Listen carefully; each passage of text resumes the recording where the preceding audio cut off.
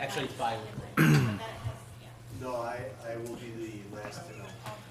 It is so sad. It is so sad. You have to be a member to get it. All right, I've got 7 o'clock. In the absence of Council President Rule, I will call to order this meeting of the Columbus Common Council Committee of the Whole for Tuesday, August 15th, 2017. And for the last time, I will ask Clerk Ann Donahue to take the roll. There you go. Hendrickson. Here. Kenny. Here. Malott. Here. Reed. Here. Rule is excused. Tome. Here. Traxler. Here. Thank you. Dun, dun, dun. Yay. All right, this meeting has been noticed in accordance with state statutes, local ordinances. Next item is to approve the agenda. Unless there's any alterations or deletions, I'll entertain a motion to approve the agenda as listed. So moved. Second. Motion and a second to approve the agenda. Any questions? All those in favor, please say aye. Aye. Aye. Agenda's approved. On to citizen comments on agenda items. I believe there's no one signed up, because I don't see anyone present to sign up for that. So no citizens present this evening. On to department reports. In this packet, we have department report from the Columbus Area Senior Center. I believe the police department report was emailed out a couple days ago, which is not in the packet. So unless there's any questions on that, we can move on to number 6. I see no opposition to that. Number 6, review and consider process for obtaining and placing markers for 4th Historic District. We have Carolyn Fredericks here from HLPC. Just a note in our packet that this is kind of backwards, the 2 first items here. So you'll have to skip through the roof bid for the information on the Historic District. Hi, Carolyn. Hello, Thanks I'm for back. coming. Different hat, but I'm back. So the information that you received in your packets, I'm hoping I'm just wondering if anybody has any questions. I did want to include the pictures so you knew what we were talking about, in regards to our historic district markers. This is what we currently have on all of our other 3 districts. I guess I'm here, we would like to get started on this project, seeing that this spring we were awarded our 4th historic district, one of the few in the state, other than Milwaukee, so we were pretty excited about that. So we would like to, HLPC will be paying for the markers. They'll be the same design. We had Nate Roberts actually design the holder that they go on to in the posts. Public Works had installed the last batch on the other 3 districts, and I did get Davis's blessing on that Public Works would be installing these. I kind of looked at the map, and basically where they're placed are on all the intersections. This one's a little bit different in regards to, as you can see, it's mostly down Dick Street, and really more the west side of Dick Street. So we've come up, we need about 12 of those markers that we'll be purchasing, and the posts and all. So I guess I'm here just to kind of get your blessing and ask if there are any questions. Permission to proceed. Matt, did you have a question? Yeah, just to kind of jog my memory, I think this was the mid-century. Correct. Okay, that's what it Yep. was. Mm-hmm. It's called the Dick Street, Warner Street District. Mm-hmm. So kind of just here for your blessing to move forward. And You planning on trying to get them in this year yet, Carolyn? it depends how long it takes. With ordering a dozen, they already have our logo and everything made up. They're solid brass, so they're heavy. And then I guess after this evening, then I'll touch base with Nate Roberts and see if we can he's already done the design work and everything the last time, so as soon as he can get those going, possibly this year or worst case scenario next spring. Okay. Mm-hmm. Andy? And you place these in the easement? Yes, yeah. Terrace, sorry. Yeah, there are, in some of the districts, there is not actually a sidewalk. This one there is, so it would be on probably the inside, the property of not necessarily on the terrace. Dick Street is, remember, it's got that 12-inch terrace, and for snow removal and stuff, we would probably go on the property owner's side, which we'll send out letters asking permission. So. Mm-hmm. I don't really have any questions, I guess. I don't know if anyone else does, but I want to commend HLPC. I mean, having 4 historic districts in community of 5,000 people is quite a statement. And from my time serving as a liaison on HLPC, this is quite a process between the Correct. state and the HLPC to have this done. It's a lot of letters to homeowners, public meetings, so Yep, thanks for all the work. you're welcome. Unless Our pleasure. anyone's got any further questions, can we move this on? I'm guessing we want to take this to the regular meeting just to memorialize it. Yeah. Okay, Okay, seems like we All have right. consensus. Thanks. good, thank you. Okay, then on to number 7, which is the senior center roof repair report. So you'll have to dial back in your packet a little bit here for all of that information. We've got Kim Lang here. I think that the roof is half of the packet, maybe 2/3, so there's a lot of information to I cover wanted here. to make sure you had enough information to work on. Yeah, We had originally had the organization, the company that did the rubberization of the roof originally from about 5 years ago. They came and inspected the roof, gave a minimal report, and said it would cost $28,000 to repair. So after that fact, we worked with Nations Roof, and they understand that their coming didn't guarantee them the ability to do any of the repairs on the roof. But they were very professional, and they, gave me a good education on flat roofing and what they may or may not find and what they would be looking for. They then went up onto the roof, took pictures of specific items that were problem issues and reported on them individually, explained what things were an emergency item to ensure that we didn't have any water coming into the senior center, and then gave me an estimate about the cost of getting us to repair the roof to an extent where it would give us another 5 to 7 years before we would have to replace it. So then from there, I asked them, what they would guess would be a good estimate for what the roofing replacement would cost. And they said a ballpark figure would, from their experience, would be about $60,000 based on our square footage. But they did say that they would need to do core sampling and see what was going on underneath the existing roof to really give us a specific quote. They also did comment that if we did want to go that route and replace the roof, that they could also do some minor maintenance things in the tune of about $7,000 that would keep the roof intact to get us to a year or maybe even 2 years up the road where we can look at replacing the roof. Otherwise, they do suggest about $28,000 in maintenance and repairs that will extend the life of the current roof situation for about 5 to 7 years, they're assuming. They're a fairly well-known company and have worked on flat roofs and all types of roofs for many years, so I do trust their information. And they were very good about answering questions and reacting to anything that I needed from them, so they were very professional. What I'm asking is your direction, what you feel I should do going forward.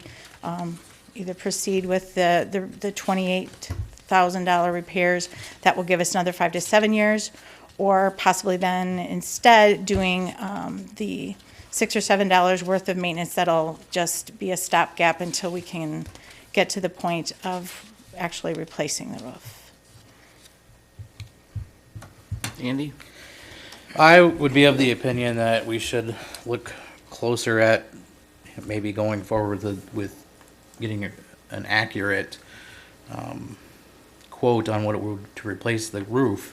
Sure. I don't really feel it's prudent to spend, half the money it might cost to replace it, only to get 5 or 7 years of life out of it, unless the future of the senior center isn't in that building. Mm-hmm. If the future of the senior center is in that building, I would prefer to move forward with getting, having a new roof put on. Mm-hmm. That's my 2 cents. I didn't see who was Rod or Rod, go ahead. Well, I'll mirror Andy. How long would the complete roof replacement, how long would that last? When I asked him that question, he said they have a lot of really great new products out now that even on a flat roof would give us 20 plus years on that roof. He said even in the timeframe since the last time we've put anything on the roof, the products have improved so vastly for flat roofs that it's an investment, but it would give us another 20-plus years. One thing to be noted in here on page 5, it talked about the masonry for, I think, the chimney that's there. Correct. Are you not planning on doing any of that duct pointing or primitive maintenance as part of your request, or is this mean that you're going to roll into whatever is done as well? It will end up rolling into what is done, but it's not a matter of tuck pointing. That is actually not an active piece of the building. It's in place, it's just a chimney, it's independent of the building, it's just close enough to the building that it interrupts the roof line, so they did cut the roof out to accommodate that, but the chimney does absolutely nothing. So at that point, if we go to replacing the roof, we would take that chimney down and make the roof as it should be. And we also have a plan in place to put commercial gutters on this year, but if we're going to be doing roofing work in the next year or two, we would hold off with that and do it at the time because it would make the most sense. Anything?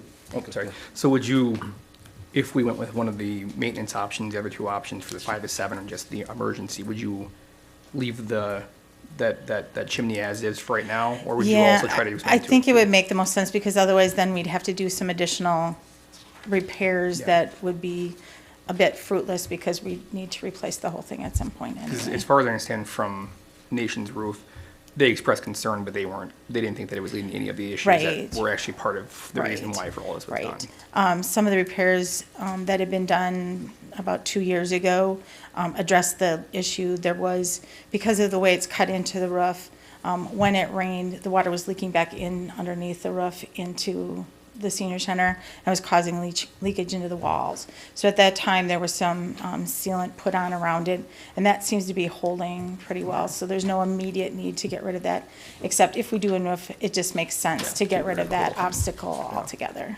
Yeah. I guess Andy did bring up a good point. Has there been conversations as we do countryside forward and safety and talk about library and future development for the city? What is the plan for somebody who's new to the council? Has there been discussions about the senior center that we should be aware of for long-term, or? I Kind know of a we've very looked broad at question. our, broadly at where we have facilities and the like. The senior center, I believe, has always been felt to be at the current location now and for the near future. Okay. The near future being 20 years or, Okay. Okay. barring anything unforeseen. Okay. And then if we went with a full roof replacement option, I had a question for Kim, but she's not here. I guess, would this come from contingency funding, or do we have anything kind of built in for a yearly tuck-away savings for upkeep for the senior center by itself, or I guess, where would the money come from if we wanted to do this? Right. We've talked a little bit about that. We have contingency that would not, as far as budgeted contingency, we don't have in that line item to cover that amount for the full replacement. It would probably need to dip into the undesignated, or we would look at, we have a couple of other borrowings coming up that if it made sense one way or another, you could study and look at that a little bit closer as well. Because now, see if we added to any sort of borrowing, we're then looking at the money being bonded out for decades, for either a full roof replacement, which would last Yeah. hopefully that long as well. Yeah. Okay. I guess my 2 cents would be for us to do emergency repairs and then look into this during the 18 budget conversations to prep for it. If we can get 2 years out of it, we can definitely make better steps for savings for budgeting going forward. But that's my 2 cents, I guess. Unless you're drowning in water right now in the senior center. No. And the emergency repairs are to make sure that during the winter months, we don't have any issues with the parts of the roof that are in failure. Right now, we haven't seen any evidence of leaking into the building, but it's hard to tell unless you go up into the ceiling. So, but again, with those emergency repairs, we're hoping to maintain things as they are and keep any more water from coming in if it is until we can do something else. Because then this would obviously be not worry about the chimney, not worry about the gutters for right now, and prep, and then get ready to go Right. for a couple years from now if we do Yeah. actually a full replacement. Yeah. Okay. Well, I would just echo what's been said. I think it makes the most sense to do the emergency repairs and then plan on a new roof. But I guess having everybody else kind of has addressed some of the other points, I'll just turn it to you and ask, do you have a preference? I think in the best interest of the building, it would make sense to do it that way, to have the emergency repairs done and then look at a replacement in the next year or two. Mainly because if we do the $30,000 repair, that give us 5 or 7 more years, I mean, that's great, but then at that time, we're gonna have to address it one way or the other at that point. And we've already put that $30,000 in when that's half of what we're talking to redo the whole roof in a few years, so financially, it kind of makes more sense. That's all I had. Andy, did you have another comment? Yeah, just agree with Matt and Regan. The emergency repairs I feel are urgent and probably need to be done this year, but I really don't want to wait 2 or 3 years down the road. I think we should plan on getting the new roof for next year, and we have time to work that into the budget this coming up in the next few months. So. Right. Thanks. Matt, did you have Did another you, comment? did you have any of this built into your conversations for 18 stuff with Patrick right We now? did, or- we've already kind of talked Okay, about so we're already going down that roadway options, there. just, yeah, Yep. just as long as we have your direction, we can come up with a game plan. Yep, and as I mentioned before, the amount for the preventative work, we clearly have contingency to cover that, so that's not an issue. I guess one thing that was in my mind, I thought we might have talked about it, Kim, but the work that they could do on this preventative would be sort of a starter to the full replacement, so Right. maybe it gets us ahead, when we get to the point where we're ready to pull the trigger on the full, that may affect and be a positive. Correct, yep. It's a very extensive and detailed report, which I appreciate, all the photographs. The one thing I'm not clear on, though, is for the $6,780, is that kind of fixing all the worst spots on the entire roof or Yeah, a certain that's, section of it? those were when I asked them the question about what items on that full report were the most urgent, the things that we needed to do to get us through, for sure, the winter, to keep everything dry, that $7,000 was the items that they pulled from that specifically address those issues that are of most concern and most immediate. On both sections? Yes. Okay. Yes. All right. Yeah, I think, I agree with the rest of the council here. I think making sure that the building stays dry, that there's no water damage, that it doesn't get worse, to buy us a little time to put together a future plan. The type of roof that's on there it's pretty old, and so the only thing you can do right now is doing what they're doing, is basically Right. painting over the hole. And there are better products that can be used Yes. that would last a lot longer. Yeah. So I no expert, but $60,000, they probably had to kind of pick a number. Worst case Yeah. scenario, they don't know Right. how much rotten wood is underneath Right, there, and they so. said it would depend on what product we chose to go with and what, if there's any damage to the decking that would have to be replaced, that would change the number too, but they wouldn't know that till they actually, did a core sample to see what the roof was looking like underneath. Sure, So. sure. Andy? Just want to piggyback on that. So if we're talking about maybe replacing the roof next year and the budget, you're going to reach out to them and see if we can get an actual Yes. estimate between now and when the budget is Yes, yes. your turn to come up? Okay. We definitely will. We just didn't have them do that at this point until Okay. we decided that's where we wanted to go. I don't know if this is possible, but I guess if we're gonna spend $7,000, we've got a lot of information, but is there any way they can craft the contract for what we're proceeding with here into one Yep, document to say definitely. this is? Excuse me. This But is what yes, we're they including? definitely can. Okay. Yes. Any further questions? All right, do you think you can get that information between now and the next meeting Yep. for approval then? Definitely. I Okay. will call them first thing in the morning and get them on it. Great. And they're very prompt at getting back to me. so- Great, thank you, Kim. Okay, thank you. All right, unless there's any opposition, we'll move that on to the next regular meeting then. Okay? Then on to number 8. No parking signage, request of Kepsel Funeral Home. There's a little information in our packet about this. It seems like they're kind of looking to do what we did recently at another funeral home in the community.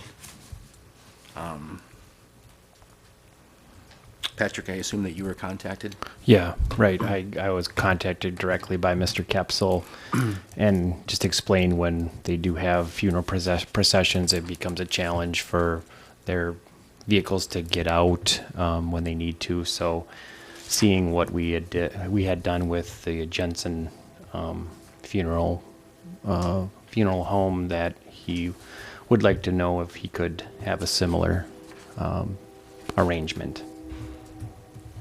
Where were they looking to have the signs installed? The West Harrison, West Harrison is where on that one, so, Just on their side of the street? yes. So how many parking spots would that? We talked about 2, Jensen has 2. Okay. So, and again, it would be restrictive only during funeral events, Or business? right? Okay. Matt, did you have a question? I guess this might be kind of a dumb question.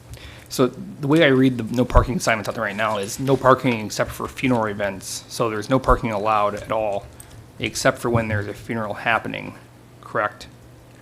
Which means that people would then be parking in those spots during the funeral, which would then cause the problem that they're trying to avoid. So wouldn't it need to be flipped around or another option?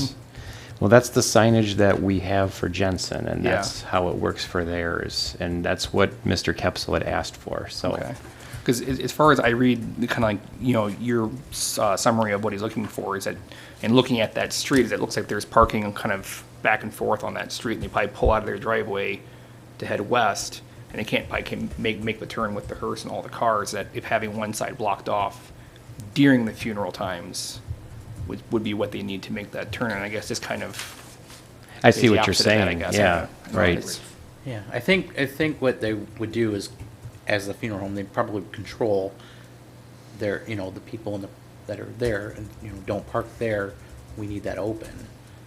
That's what Yeah. I'm assuming, but I don't know, that's actually, Because I talked with Good point. Mr. Kepsel, and then it was like a day later, I went out and took the actual photo of Yeah. the Jensen sign, so. Because as far as I read this from somebody parking to walk over to the church or to the post office, I would say, oh, there's not a funeral happening, I shouldn't park here. That's the literal. Which then means that we're restricting parking. I mean, I don't know how many funerals are happening at there throughout the week or whatever. But we could be restricting it for days upon end without anything going on. That seems to be counterintuitive to me, but Yeah. maybe I'm reading this wrong. Well, and I'm trying to remember the discussions when we were deciding about this signage. And I think that funeral home, the interest was they wanted to have parking available for their funeral business, so that makes sense.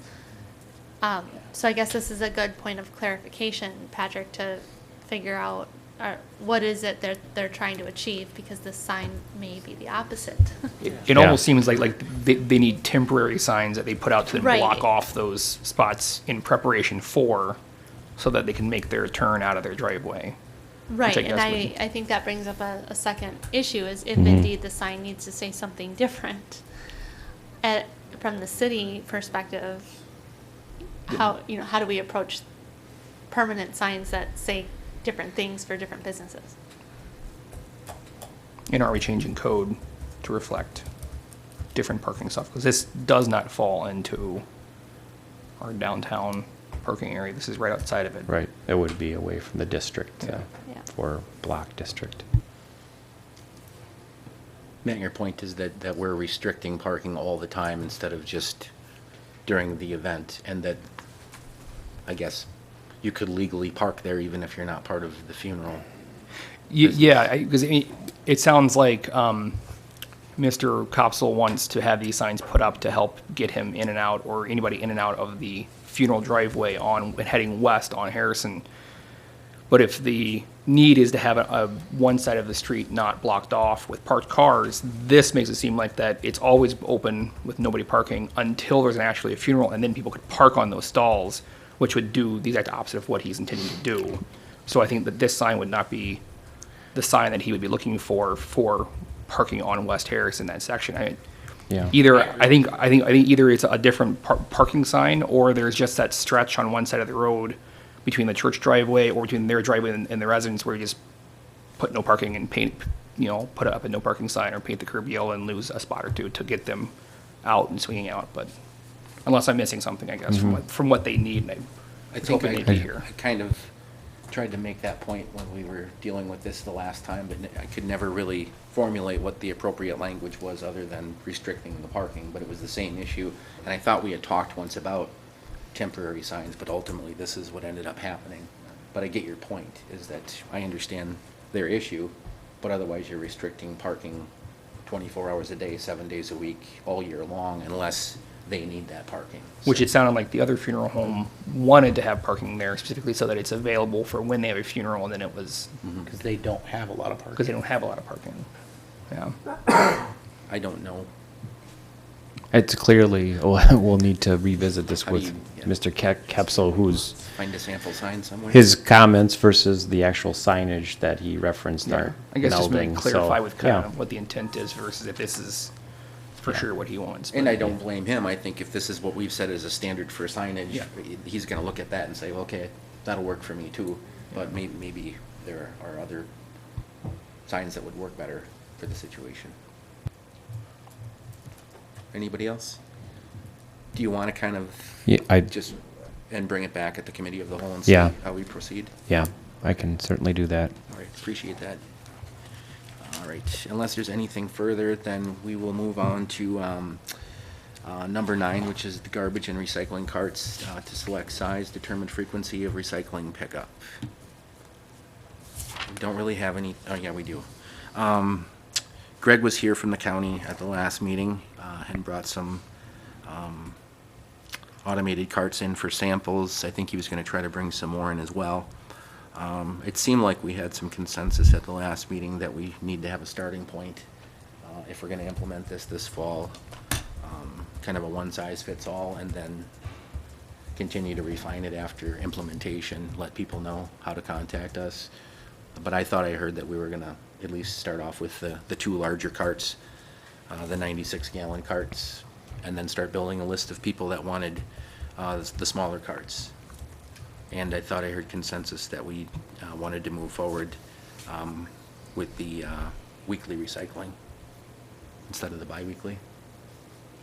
Yep. Andy, did you have any questions? Yeah, does anybody remember what he said if someone got the big, said, oh, I want the little ones, but then, oh, that was a bad idea, I really need the big ones. Are they willing to swap that out twice? I got that sense. I mean, well, Yeah. you're swapping it out the first time for the smaller ones, or you're building them, or you're telling them, bring them a little one, I guess. They are willing to swap that out Yeah. if you chose the wrong size. I think and I've had conversations with Greg outside of here, but I think when he was here, he also said that he wants to work with people. It just, if it becomes a habitual thing with a certain customer, then they can't switch them out every week, but he wants to be reasonable so people can feel comfort with the size of cart that they end up with. Yeah. Did you have a comment, Reagan?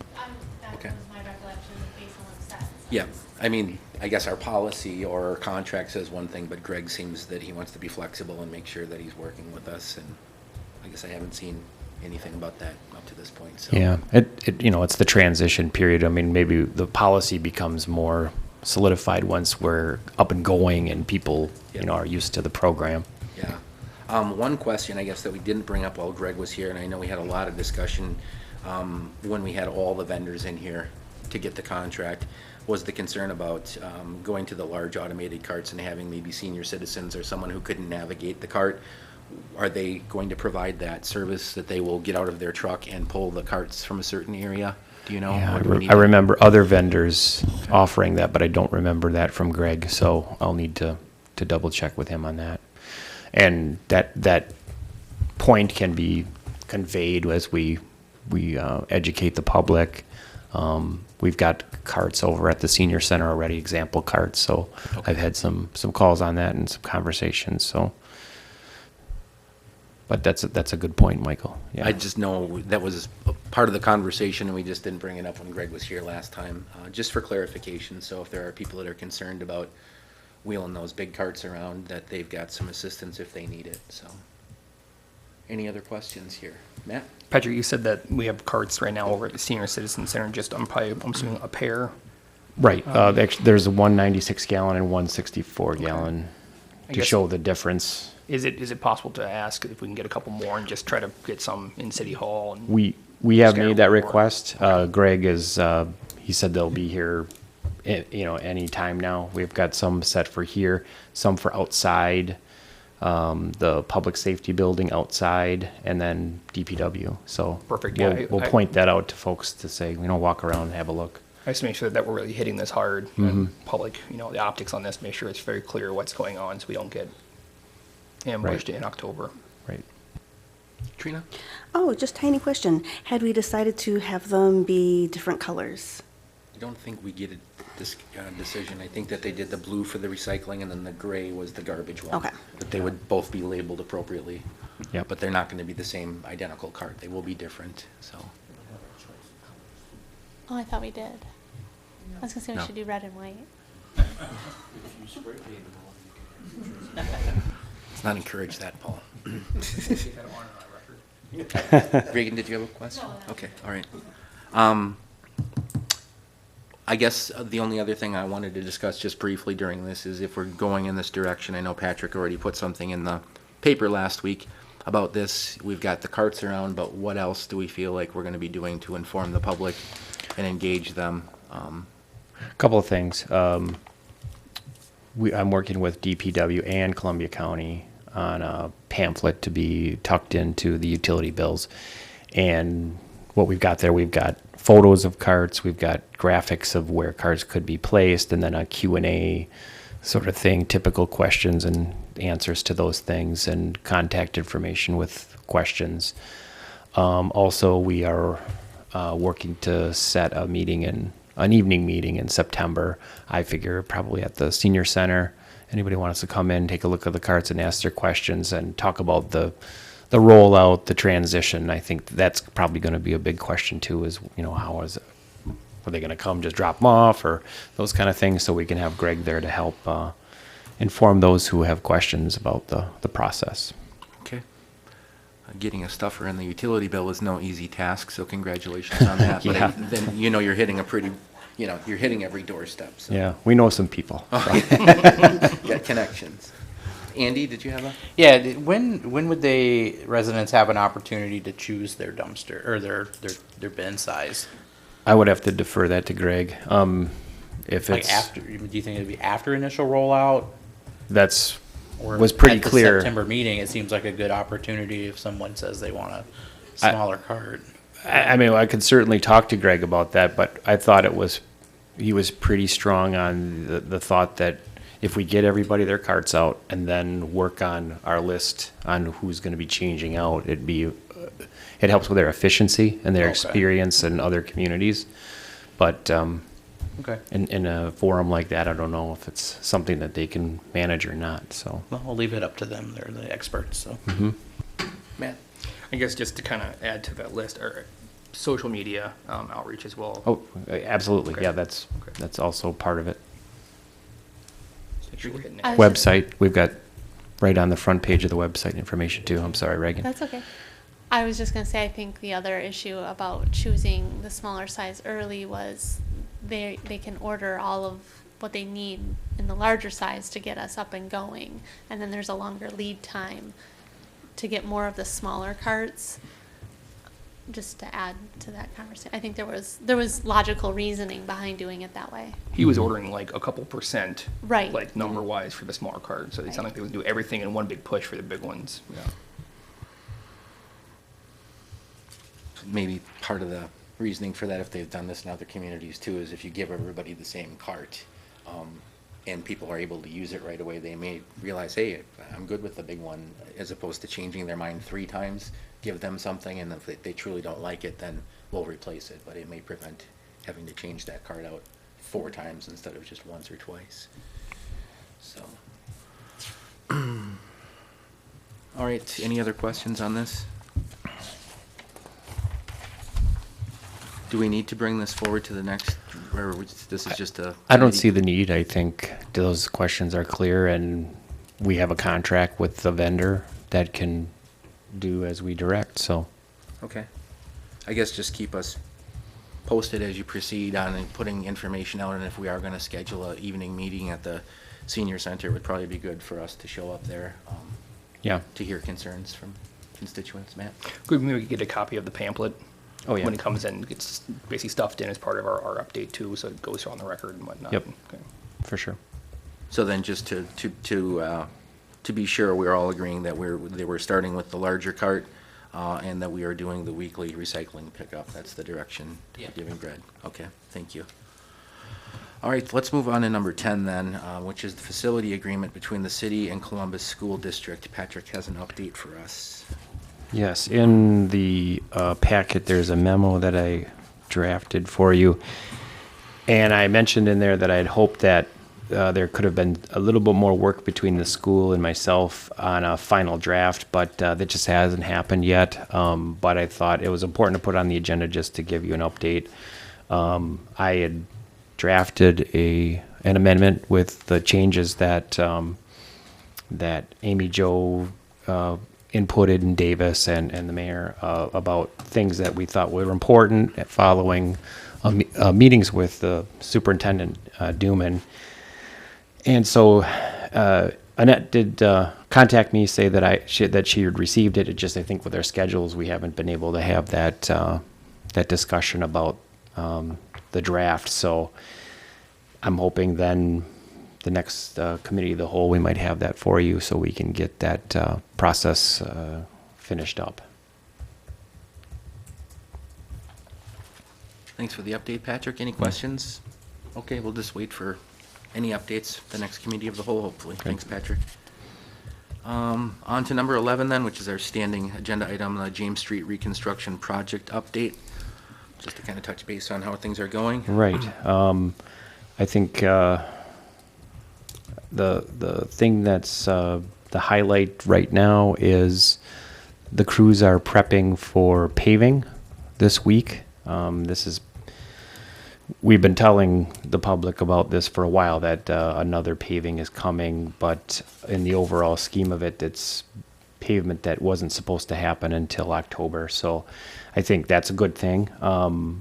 But the locations and the schedule seem to be tweaked day by day, but what I had heard from DOT this morning was that the area by Quick Trip, the Quick Trip Dix Street area on up to the old countryside is set for the first installation of pavement. So, and that's important because the south side lanes there, the excavations are complete, the base is complete, so they want to get that pavement down so then they can shift the traffic onto those lanes, so then they can begin work on the other lanes on the north side. So they'll focus on that, and then what I'm told is that the paving between Ludington 73 will now extend up to Charles Street. Right now they're just looking at the driving lanes, so the middle two lanes they will get down.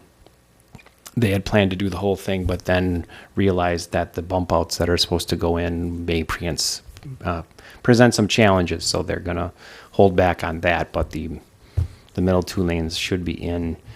They could be started as long as the weather holds out. We could see pavement, I guess, mid next week, I guess. So, otherwise, the key issue that we have been dealing with, the terrace slopes. We've got a meeting scheduled tomorrow with DOT to further discuss their approaches, some ideas that city engineer Letha has, just to keep the discussion going and what the next steps are on that. So in particular, we've tasked DOT to look closely at what the West James 100 block looks like as well. So once the paving's in, the sidewalks are a little ways away, but as I understand, everything is connected to the next thing. So we want to be sure that what they put in is what we need to have there. So those are the highlights right now with James Street, though.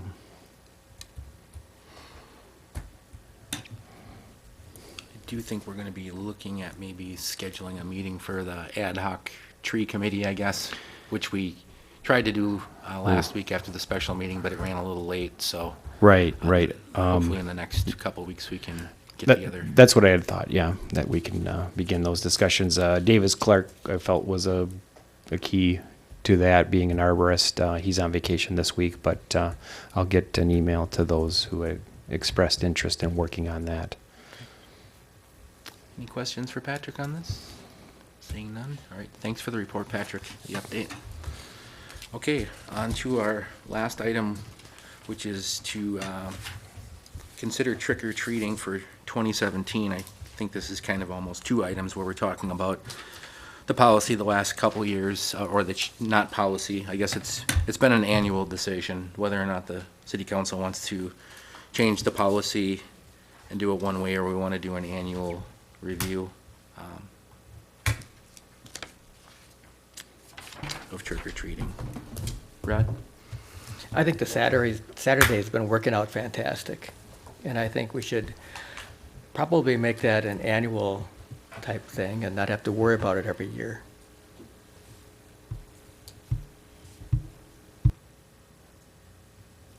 What day does that fall on this year? I haven't looked.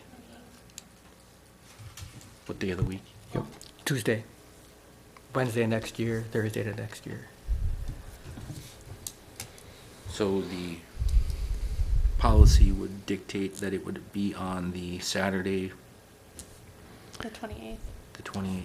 Yeah, we would look at the last Saturday of October, because it would always, well, it would always precede Halloween, and sometimes it would be on Halloween.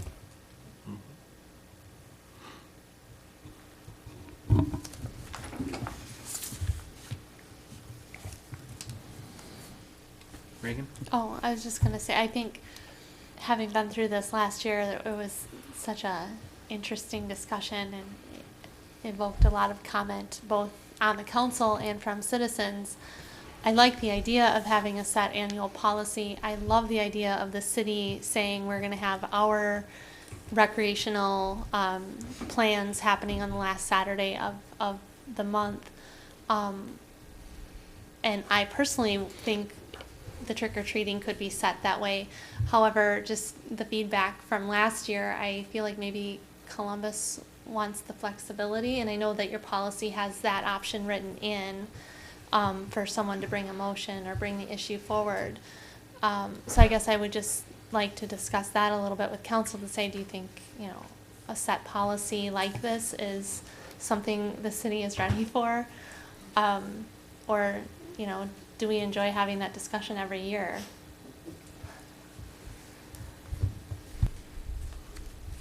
Yeah. I guess just kind of someone who's been through this, what was some of the feedback that was received from citizens after last year's Saturday time that would go against having a set day? I think people were felt very strongly that Columbus was one of the last holdout communities in the area that still had Halloween on Halloween, whether it was a weekday or not, and trying to balance the safety issues and the get home and get everybody ready rush that when Halloween falls on a school day or a work day, with this need for tradition. Those are basically the comments that I heard from people is, you know, it's one of the few places around that you can still trick or treat on Halloween. Let's keep it that way.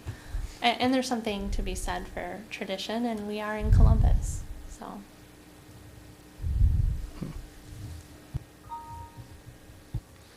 Andy? Yeah, I was just gonna say that last year I was pretty excited to have it on the weekend, before Halloween. Right now, I would be open to having it as a policy. However, the only thing that I would like to see is, if Halloween falls on the weekend, Friday, Saturday, or Sunday, why not have it on whatever day it falls on the weekend? I'd also be open to have it on, Halloween too. And also make note that it is my birthday, so I'm a little biased in this conversation. So You should probably recuse yourself. I might. When it comes to time to vote, I might recuse myself. But yeah, I'm open to this policy. I just want it to be flexible for, hey, it's That's- Friday night, October 31st. You know, why not trick or treat on the Friday night? Didn't see who was first there. Trina?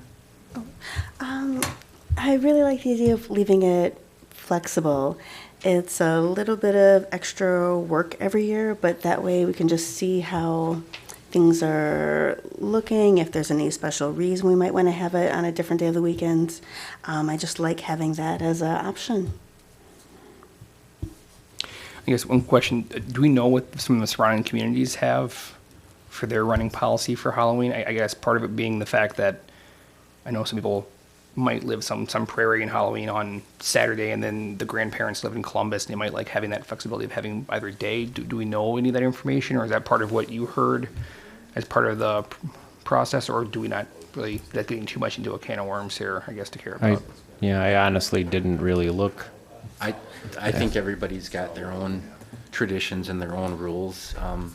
I do know, last year we had some people at our house that were from out of town, and they said so. Sometimes we will take our kids trick-or-treating in Sun Prairie with friends that we have there if they have trick-or-treating on a different night. So if we don't do it on Halloween here, we might go out on Halloween on Tuesday if we choose to do so. So I don't, there's pros and cons to every approach. I think the biggest, I wouldn't call it contentious, I guess, but the biggest change was having it from 5 till 8 p.m. That was really it, I thought. It wasn't so much the day of the week, it was just doing it at evening hours when it's dark. Yeah. So there were some concerns about safety when that change happened the first year, but I think that people have been pretty good about participating. And I feel like it's not Halloween or trick-or-treating unless it's dark and scary and whatnot. unless you but- grew up in Columbus. Yeah, I guess. Yeah. I grew up in Columbus, and it was what was it, 3 to 5 every Sunday. 3 to 5 on Sunday. Yeah. And if I guess there I'm was a used to running Packer around game, you made people Kansas City upset. at 9 o'clock at night. It's crazy. So I think having policies are good because you know what to expect, and if the city was going to try to plan something annually, but I still think having flexibility is good, and I don't see why you can't just throw this on the agenda once a year and make sure we're good in case it shows up on a Friday. You know, we've done it for 2 years, and so far it seems like people tend to like the change, but turning it into policy at this point, I think might be pushing it.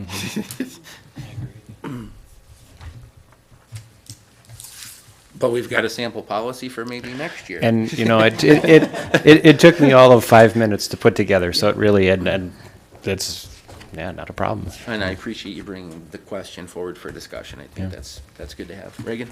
I just was gonna ask, that begs the question then, are we gonna discuss Halloween? You're gonna make a decision for this year. Yeah.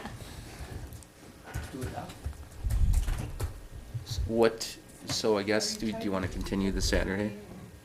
Would be the 28th, you said, is Saturday? The Saturday is the 28th, yes.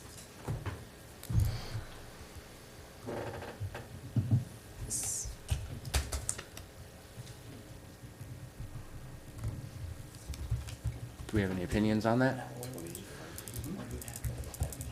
Yeah, he was, Now you want it on the weekend? I don't care. because he liked it so much. Yeah. It was so wonderful. Just that night, that's all I Um, Yeah. Yeah, I think it worked out pretty good last year. And I think if we keep doing it on the weekend, we have an opportunity to, you know, like have a concert, a Halloween party at the pavilion. I don't think we did that last year, but maybe we did. The We had bonfire was something. last year. Bonfire. Bonfire, yeah. So. You do that on your birthday, Andy. Recuse. So I don't know. I mean, when I was a kid, we did Halloween. You know, we had birthday cake. Then we went out and trick or treated at night.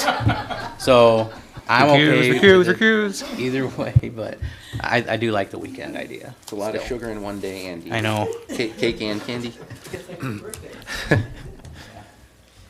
So are we okay with setting it for Saturday, the 28th, from 5 till 8 p.m. this year? Yeah. And that's what counts. And since we're talking about birthdays, that happens to be my dad's birthday, so. Oh, well, there you go. Cake and Halloween again. You have to recuse too, then. We're good. Do we need to take formal action at a regular meeting on this, or? Okay. For the last time, I'm going to turn to the clerk. What's the precedent on that? Anything the council wants. You could say it right here and now, and they could direct you to publish it that way, and it'll be done. Ollie absent for you. You can just tell them. Andy can, since it's his birthday. I guess I'm a member of the committee of the whole too, so I'd make a motion that we have trick-or-treating holiday or Halloween celebration Saturday, the 28th from 5 till 8 p.m. in 2017. Second. Motion and a second. All those in favor, please say aye. Aye. Any opposed? Seems like we have some consensus there. Okay, now for the real trick, we got actually a hidden closed session for everybody. No, Yeah. Right. All right, I think this is the quickest meeting we've had in a very long time. Yeah, don't jinx it. I'll take a motion to adjourn. Motion to adjourn. Second. Motion and a second to adjourn. All those in favor, please say aye. Aye. Any opposed? We stand adjourned. Thank you. Congratulations, Ann. I can get home in time to eat dinner before I have to go to bed.